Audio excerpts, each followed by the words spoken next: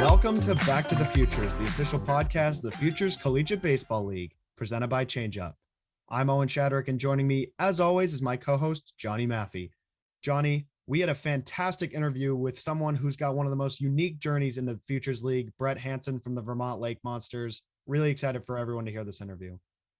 Yeah, thanks to everyone for tuning in, whether you're watching or listening. Hopefully we get a little Vandy crowd today and a little some California downloads for Brett Hansen on. Brett's off to a good start with Vermont, and he has a great story, and I'm not gonna give any of it away. Yeah, don't want to give any of that away before the listeners have a chance to hear it. They don't want to hear our voices. They want to hear Brett's voice. So Brett is actually pitching tonight for the Lake Monsters, so good luck to him on the mound.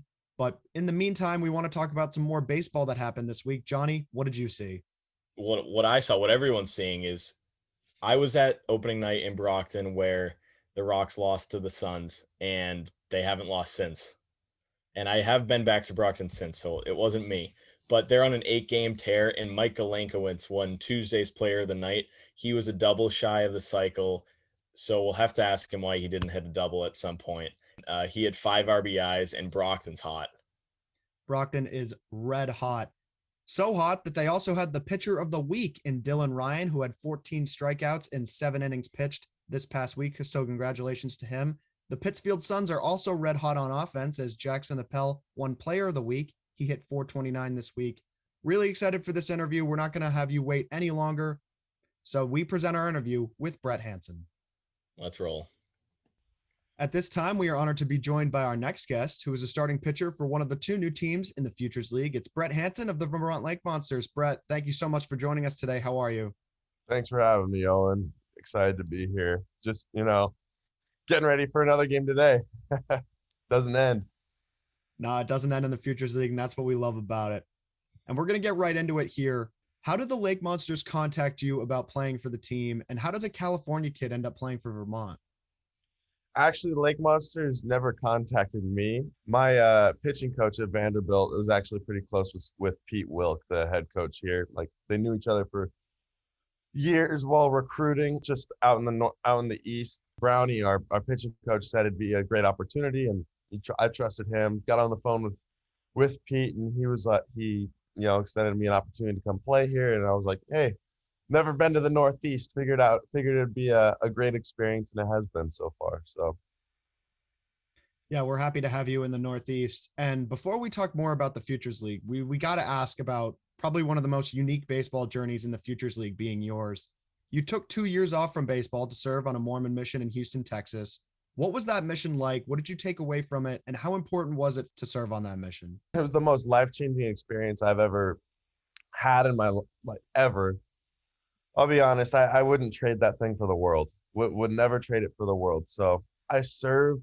I helped teach people about God.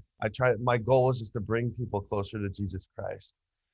And as I was doing that, I had the opportunity to learn for myself what it really means to be a disciple of Christ. And, I've tried to live that. No one's perfect, but I've tried to live that to the best of my ability.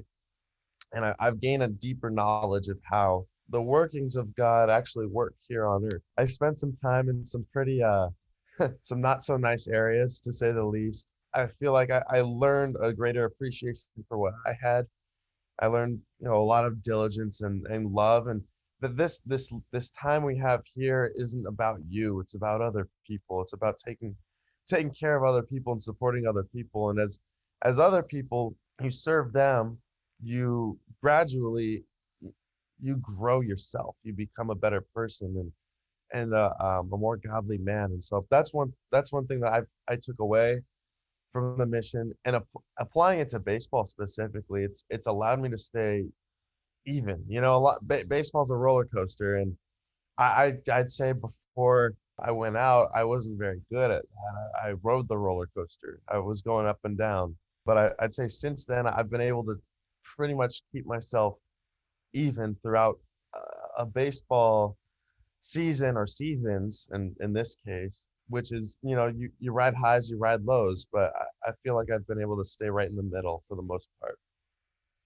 That definitely sounds like a powerful experience. And your mission leader was none other than Jeremy Guthrie, who's a former major leaguer, of course. What did you learn from him, and what can you tell us about him for, someone who doesn't know Jeremy Guthrie off the field? Jeremy's great. He's like a second father to me, to be honest. He's very kind and compassionate. He's very soft-spoken too, which is very, you see big leaguers and they're pretty loud and boisterous. Jeremy's not like that. He's a family man. He's got 4 kids that just had their 4th kid. We didn't spend a whole ton of time talking like baseball and like pitch grips and things like that. It wasn't about that. It was a lot of just, we were trying to serve other people. So that was our primary focus. That's why I left. Over those 2 years, baseball was not my priority. If it was my priority, I wouldn't have gone, but it wasn't my priority. So we talked a lot about how to serve people and how to bless other people's lives with the gospel of Jesus Christ.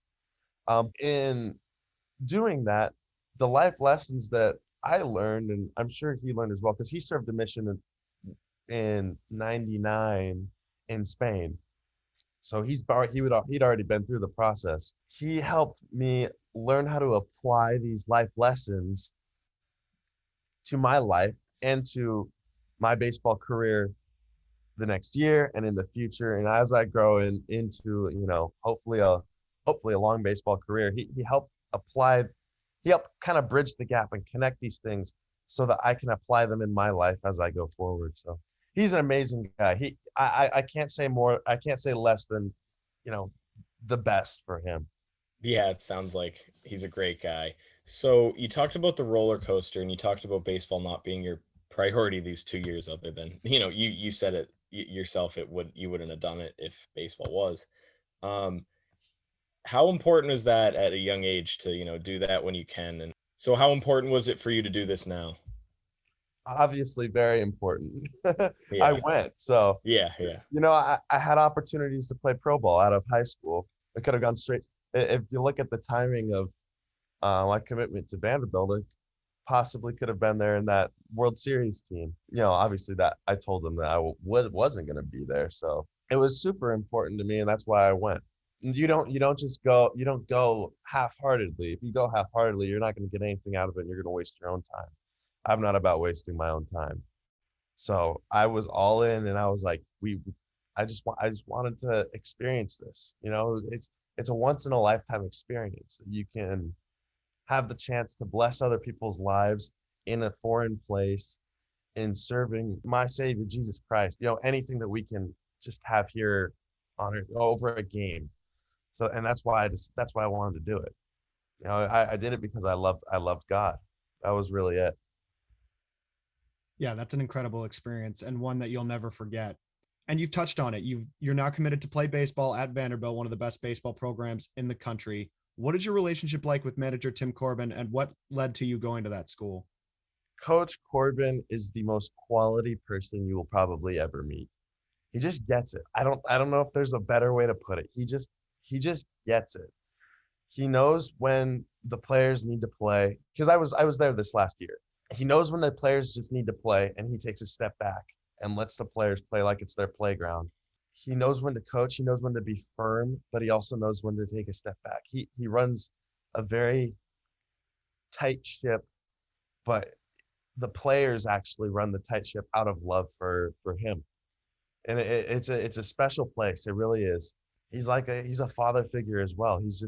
He cares about you. He wants the very best for you. And it's not just on the baseball field. He wants the very best for you as an individual. He wants you to grow as a person as well, which makes Vanderbilt such a special place, because I can't speak for other programs because I haven't been in other programs, but I would assume that most of the other programs are focused on your development as a baseball player first. He's not like that. He is focused on your development as a person first, and setting a good foundation for your future. And then he believes that as you accomplish that, then everything will come up with it. So that's what I love about him so much. He just gets it.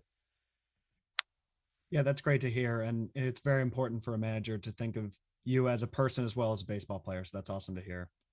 And it's also not the first time on this podcast we've heard good things about manager Corbin, as Dominic Keegan, former Futures Leaguer, was a former member of this podcast and now your future teammate. So have you been in touch with him and other players from Vandy, and what have those conversations been like? Dom's great. Dom's a quality person. He's very even. Everything that you want out of a baseball player. And he stays consistent day in, day out in his work ethic. He's going to have a good opportunity to continue his baseball career. Everyone at Vanderbilt's a very quality person, whether it's learned or natural. It's a brotherhood there. It really is. And so it makes it a special place to play. That's for sure. What's your favorite uniform you guys have? Shoot. That picture of Keegan after he hit one of those home runs in Nashville this weekend with the all greens, the Army greens. The Army greens are sweet. We don't really focus on our gear a whole lot. I know we're blessed to have like an amazing deal with Nike. Like Nike's great with that. But I'd say I love the creams. I think the creams are awesome. Black pins, okay, everyone says that.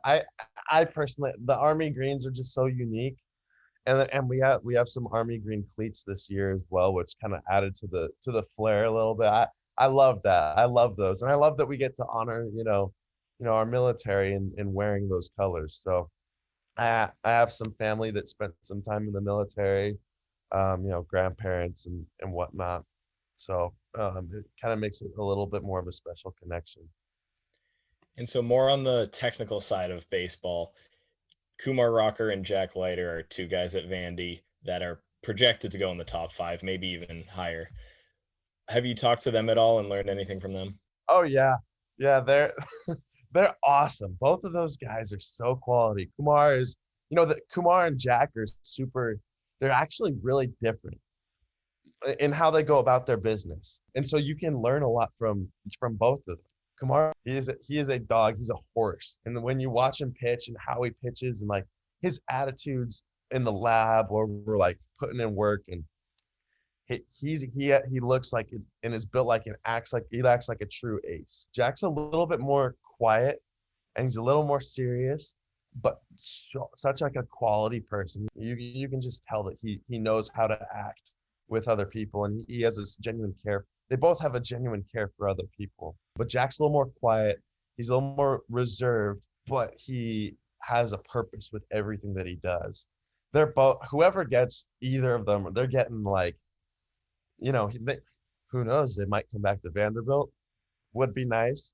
But whatever pro team gets either one of those guys, they're getting a future ace in 2-3 years. I mean, that's just the truth. Red Sox at 4, Red Sox at 4, Red Sox at 4. I really, Red Sox at 4. I don't know if they're gonna last that long. I don't either, but just gonna keep doing this. Cross your fingers. They're both, whoever gets them, they're gonna be lucky to get them because they're quality, not just quality players, they're quality people. They're people that you can develop an organization around. Before we get back to our interview with Brett Hansen, we want to share a message from our friends at 78 Sports. Do you have kids playing baseball or softball? We all know practice time is limited, especially here in New England. Not to mention the cost of lessons and cage time can add up very quickly. Save yourself time and money by giving your kids what they need to work on their game at home. Our friends at 78 Sports can help you put together the perfect at-home training setup. Whether you want to start small with just a tee and hitting net or looking to set up a full cage with turf and a pitching machine, they have you covered. The team at 78 Sports has designed and installed hundreds of home and commercial sports training facilities, so let them help you plan the perfect setup for your space. Visit 78 Sports website at 78sports.com. That's SEVENTY 8 sports.com. For a limited time, by mentioning Back to the Futures, you'll receive a 10% discount off your order. That's SEVENTY 8 sports.com. Now, back to Brett Hansen. So before you, like you said, you were in the draft process too, but before you went through that, you were committed to Stanford at one point, you committed to Vanderbilt. What was your recruiting process like, and how'd you end up in Nashville? I actually ended up, this is kind of embarrassing. I didn't get into Stanford. So I was recruiting there. I was committed. That was my dream place to play, honestly, being from the Bay Area. When I was 15, sophomore year, I committed, I think. I was recruited younger, but I committed sophomore year, and coaching was great. They wanted me, they were okay with me serving a mission, which was awesome. So that wasn't really an issue. Then they changed coaches, and shoot, I love those coaches too. They were the ex-coaches from Cal Berkeley. They were great with me serving a mission as well, so that was awesome. But when I put in my papers to, submit my application to the school, they got denied. And so, like it or not, I was decommitted from the school, and so it was just kind of opened things up. I was a much different player my senior year of high school than I was my sophomore year of high school. Much more developed and quite frankly knew how to pitch. I was just a left-handed slinger when I was a sophomore. But basically, I mean, I can't really tell you how I ended up in Nashville. I still don't really know myself. It was, my travel coach gave me Coach Corbin's number. I gave him a call. I had a bunch of other schools that I was talking to and was generating interest from, but I'll be honest, the one school that I knew would be better than Stanford personally was Vanderbilt. That to me, that you enter into the upper echelon of, schools where you'll get a high level education and an even higher level of baseball. So I ended up calling, Coach Corbin's number. It's funny. It was I don't even think I was home. I think I was actually up here in the Northeast. I was like in near Niagara Falls or something. It's all Northeast for me. I just moved up that seriously. way. One big area. Yeah, big area. And I called him and we had a few conversations, said come out for a visit. And so we came out for a visit and talked and had, it was fantastic. I loved Nashville, loved the coaches. Everything just seemed to be working great. He was very, like I said about Coach Corbin, he wants you to see you develop as a person as well. He was all for me going and serving a mission. I'll be forever grateful to him for that. We talked a little while. I went home, and I think a month later they offered me, and the rest is history. I'm a Vandy boy. Yeah, I didn't get into Stanford either, so that's all right. No embarrassment there. Yeah. We've talked about a bunch on this show. You were drafted by the San Francisco Giants. You're a California kid. What did it mean for you to get your name called, and especially by a team from California? Yeah, I mean, it was great. It was the whole draft process is it's a unique time in everyone's life when they're getting close to maybe turning to pro ball. It's a unique process that not a whole lot of people get to go through. And I was blessed to go through it for a while. Yeah, I mean, it was neat. I'll be honest, I wasn't even watching the draft at that point.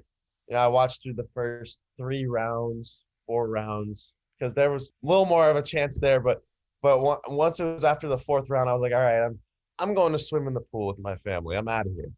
And so I was out, I think it was the 3rd day, 38th round, and I was in the pool, and all of a sudden my phone's just like exploding. It was beep, beep, beep.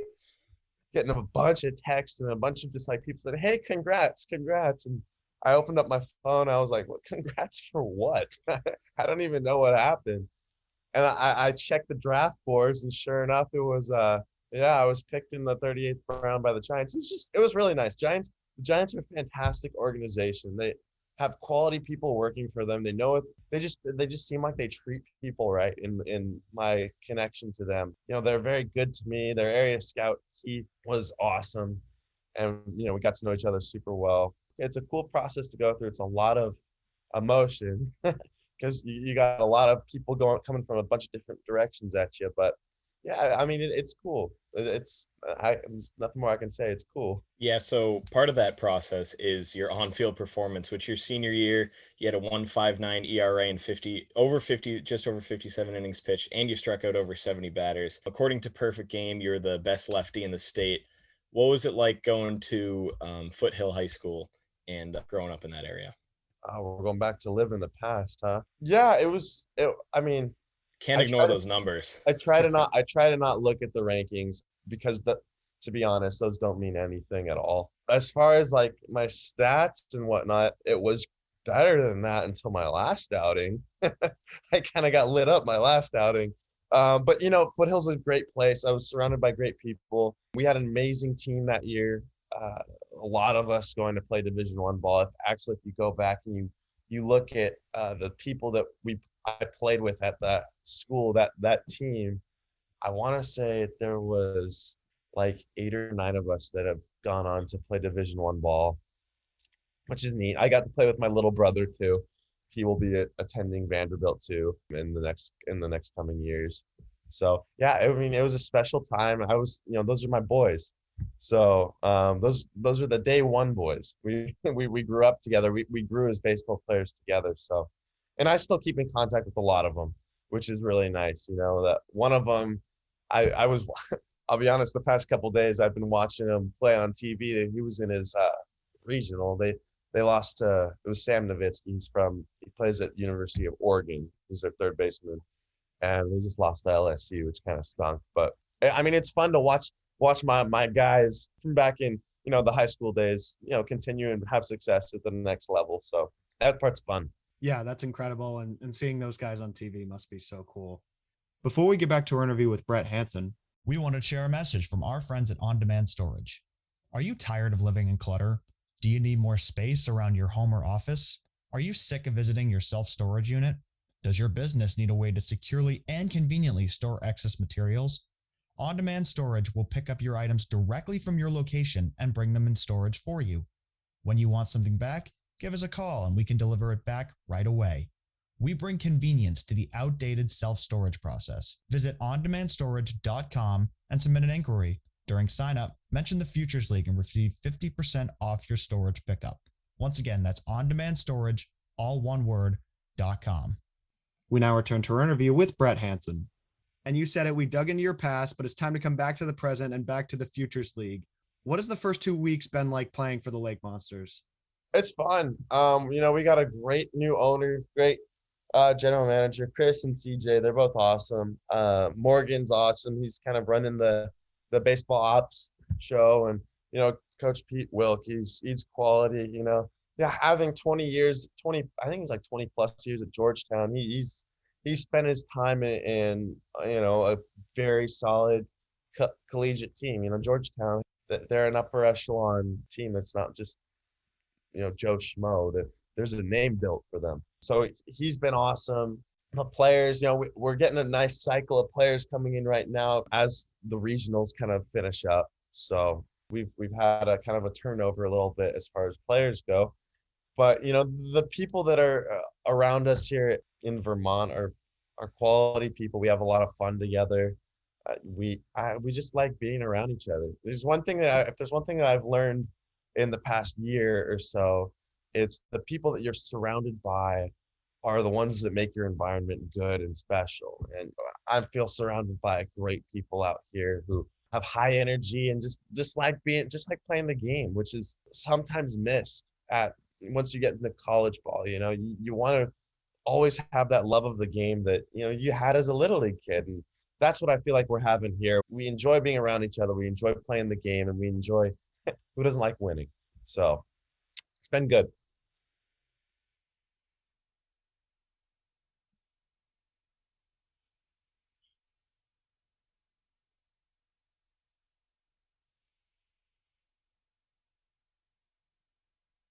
I was kind of surprised how many people. I mean, I've never been to the Northeast. I've never been close to Vermont. Shoot, I mean, I've never even been to New York. I didn't really know what to expect. It's a summer ball game, so I'm like, okay, it might be like a couple hundred people or something like that. Shoot, we drew like 2,300 people with COVID regulations, so that kind of fired me up. I was like, geez, all right, we dropped pretty well here. Coming on the mound and just having people there, it gets your adrenaline going. So I felt blessed to be able to get that start in that home opener and do my best to set a good pace for the team. I mean, we had Chris come in after me, shut the doors well, which was super nice. So it was fun atmosphere to be in, and everyone wants to come to Centennial Field now. But I mean, we're the wonder kids of the Futures League, right?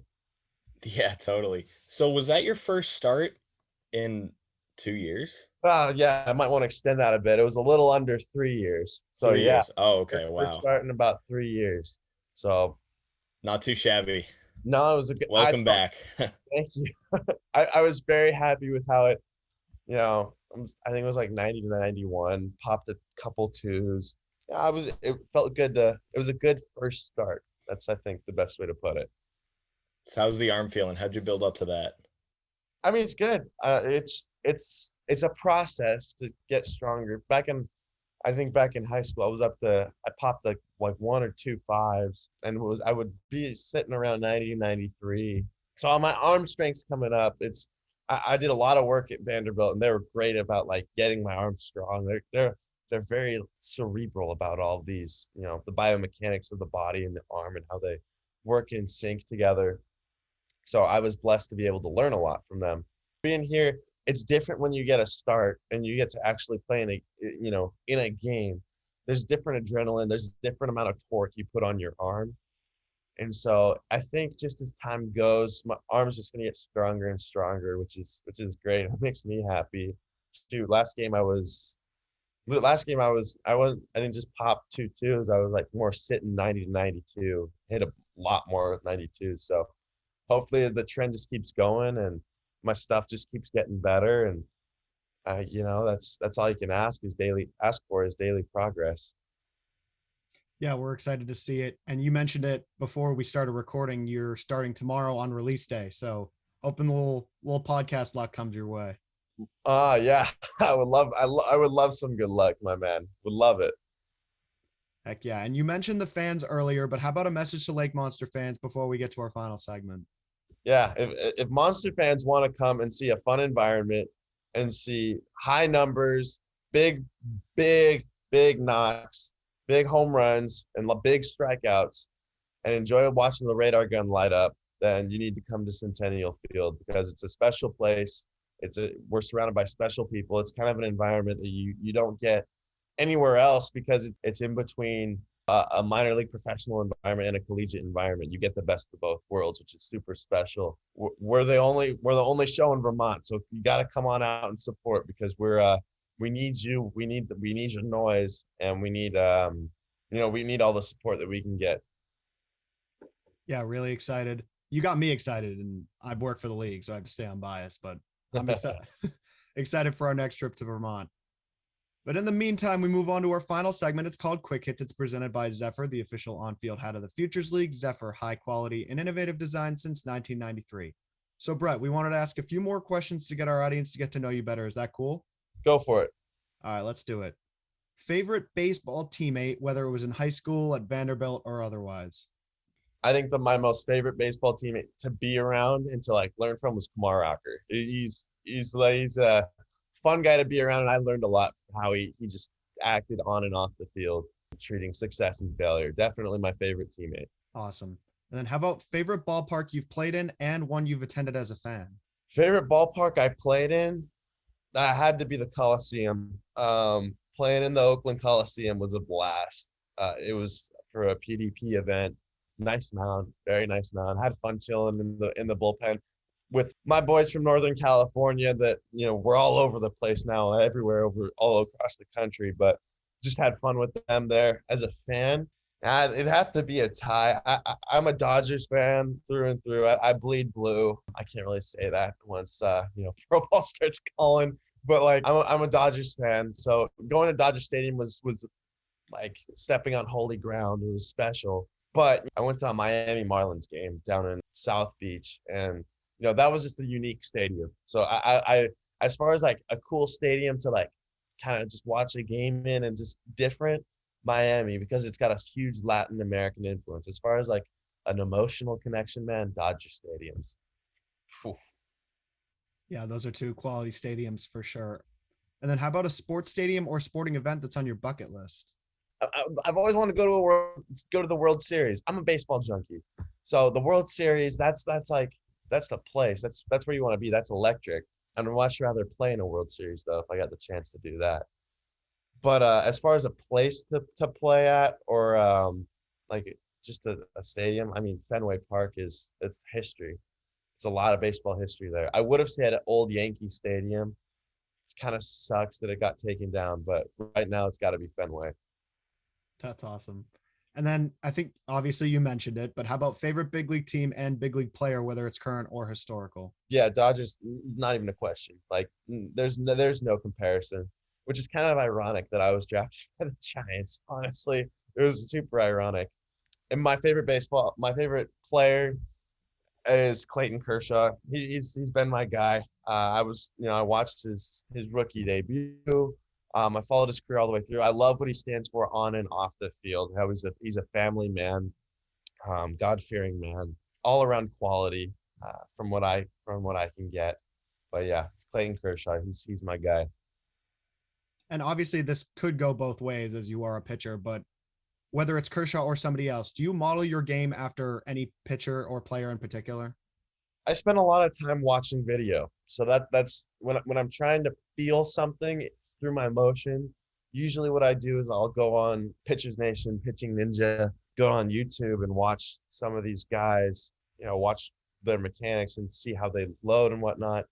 So I kind of model how I throw, off of Cole Hamels. I've been said that I throw kind of similarly to Cole Hamels. I watch a lot of Aroldis Chapman. I love how he loads into his legs and how quick his arm is and how extended he gets. And then I watch a lot of how Garrett Cole, he moves from his leg lift to his leg strike. And so usually I spend a lot of time watching those three guys and their movements, and I try to replicate a little bit, maybe a little bit of Walker Buehler too, just because he's a Vandy boy. But yeah, usually it's a mix of those guys. Yeah, I'm a pitcher too. I like watching a lot of Garrett Cole, but how can you not, look at those Aroldis Chapman breakdowns? Yeah, he's a freak of nature, that's for sure. Definitely. What about when you're walking out to the mound? What song do you have Centennial blaring? Originally, I had California Love by Dr. Dre and I think it's Tupac, right? Yeah. That was the original one. And then one of my buddies from USC came and he wrote that one down. I was like, all right, you can have it. So I switched to my old original walk-up song that I had for years, which is You Can't Touch This by MC Hammer. Trying to send a message, I guess. Love that. Are you superstitious, whether it's on game day or watching a Dodger game or on the field or anything? I wouldn't say I'm superstitious, but I'd say I'm a little stitious.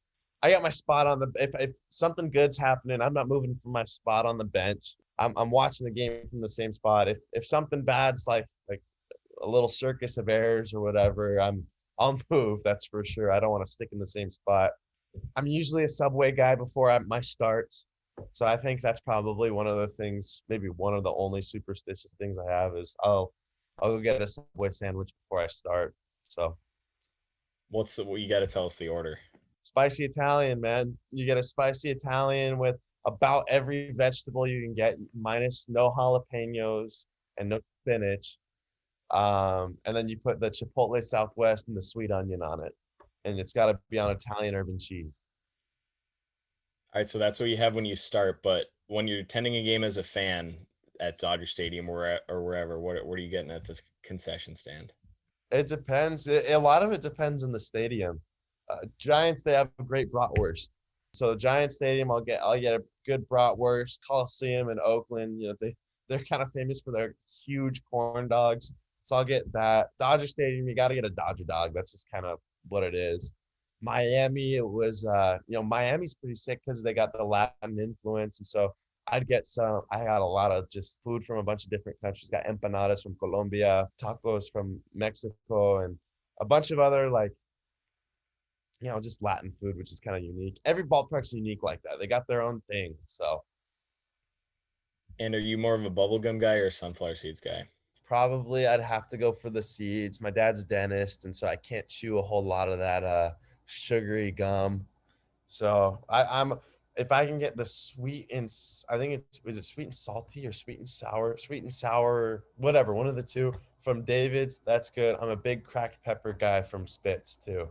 And last question of our quick hits segment, what's an all-time favorite baseball memory? I won the district all-star championship when I was 12 in my little league, and we were a crappy little league. I'll be honest. We weren't that good. We shouldn't have won it. So that was pretty cool. And my dad was the coach. So I was like, that was a special family experience. As far as witnessing history and being a part of Jack's no-hitter this year was pretty cool. Being able to watch it was you don't know how many no-hitters you're going to see in your life. Hopefully you throw one yourself, but watching that was pretty cool. I'll have to say that was unique. Yeah, that was cool because I saw the no hit bid notification literally on my phone. I feel like everyone that got the notification was rooting for it to happen. Yeah, no, it was amazing. what was crazy was he Walker hit the first guy, literally the first batter of the game. I think he walked him, and then he threw a perfect game after that. It was like he had 27 straight outs. It was just the first batter, like he just had to hone it in. Oh, he was cruising. It was electric. I think he had like 16 strikeouts or something like that. I don't know, when your fastball is like 2,700, 2,800 spin rate on it, it's like you're swinging at a rising bullet. It's ridiculous. Yeah, it's nuts. And those are two fantastic memories. And the Little League one, that's even more special, and one that your family will remember for a long time. Oh yeah, no, that's a special one, just because, that was the last time my dad coached me growing up. He coached me all the way growing up until I was 12. We were in my league. I was good. I was a really skinny kid. I'll be honest. I was really skinny. I was like 5'6" at 12 years old. I wasn't the hardest thrower on our team, but we had a bunch of misfit kids, and we played other like teams from, like, in my opinion, like better areas and with bigger guys. And it was special because, I got to share that experience with my dad. That was really the coolest part of it. Yeah, that's awesome. Well, Brett, that's all we have for you today. Thank you so much for joining us. Best of luck with everything, and we can't wait to see you and the Lake Monsters at Centennial Field all season long. Thanks, Owen. Thanks, Johnny. Had fun. Yeah, thanks, Brett. Yeah, we appreciate it again. And this has been episode 10 of season 3 of Back to the Futures, the official podcast of the Futures Collegiate Baseball League. We have new episodes coming out every Monday and Thursday. Be sure to subscribe to our podcast. We're on Apple Podcasts, Spotify, SoundCloud, and YouTube. Thanks for tuning in. We'll see everyone soon.